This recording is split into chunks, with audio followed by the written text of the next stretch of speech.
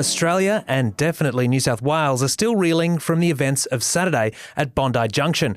Joel Couchy, a Queensland man with mental health problems, had moved from Queensland to New South Wales only a month before he took a knife into a crowded Sydney shopping centre. He killed 6 people and wounded others, including a 9-month-old baby, in an unprovoked stabbing spree before he was eventually stopped when fatally shot by a police officer. But what happens now? Here to help us understand the next steps in this dark chapter of Australian history is Associate Professor in Criminal Justice and Criminology at Bond University, Terry Goldsworthy. Professor Goldsworthy, thanks for joining me. Yeah, good afternoon. And so New South Wales Police has launched Strike Force Macaulay to look into the Bondi Junction massacre. Can you give us an idea of what that will involve?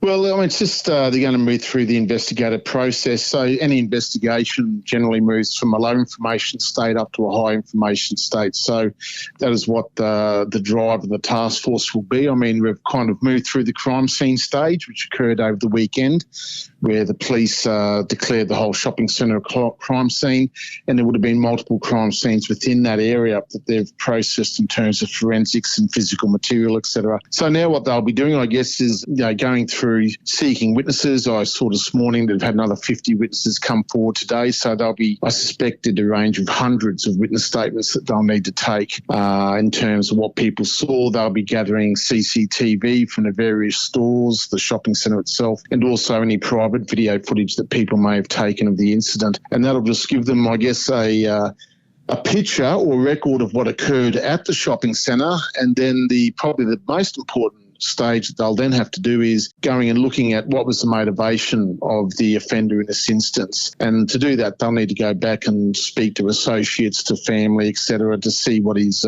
interactions with police in the past have been, although Queensland Police indicate that he had no criminal interactions with them. And that will allow them to determine, I guess, what his motivation may have been. I mean, we do know he had some mental health issues, etc. So that will be important of itself to seeing what mental health professionals interacted with him can tell police investigators. And beyond just trying to unpack why this horrific incident happened, are there other goals of an investigation like this? Well, certainly they'll be looking at what unfolded once the attack occurred and began. And by that I'm talking about, this is what we call an active armed offender scenario. So they'll be looking to see, what could have been done better in terms of prevention, what could have been done in terms of preparedness and their response in relation to this. So we saw from the video footage that came out over the weekend that people evacuated from the centre. Now, I don't know if that was driven by an announcement or whatever else. There was one of the deceased was a security guard. Now, that interaction with the offender will be interesting to see. Was he reacting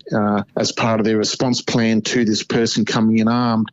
We saw shops closing up and bringing people inside the shops as they closed. They were all crucial things when you're talking about an active armed offender, because if they have time and freedom of movement, then that leads to increased casualties. And we saw members of the public who interacted with the offender quite bravely, stopping his ability to move freely, which would have saved many people, I suspect, by slowing him down or stopping him, and then directing the police officer to where he was so she could take action to cease his rampage. What do you think would be a likely timeline for this investigation to conclude and then information to be made public? Oh, look, I think the investigation will probably be going for at least 6, maybe 12 months as they go through things. I mean, I'm not sure how many staff they're going to allocate to it and for how long, but I wouldn't be surprised if in 12 months they're getting towards the end of finalising all their inquiries. And part of that will be, as you said, not only looking at his motivations, but how did the police respond? Because they're going to have to investigate the police shooting. That's a separate investigation that will take place alongside the other homicide investigations to make sure that the use of the firearm is correct and within their guidelines, and face value, I wouldn't see any issues there. But, the police response on these type of issues, the focus on the police response for active armed offenders is to reduce or suppress the threat posed by an active armed offender. So we saw that in the police officer moving through. She wasn't stopping for casualties or to speak to people. She was focused on getting to the threat, which is what their policy dictates, that they need to keep moving past those type of issues and get to the offender so they can stop the offender as quickly as possible. So it sounds like it might take a while before we get the results of Strike Force Macaulay, but those results will definitely be very important for everyone to hear and hopefully help the police handle or prevent future incidents should they arise. Associate Professor in Criminal Justice and Criminology at Bond University, Terry Goldsworthy, thanks for sharing these insights on the Nightly Five. Thank you.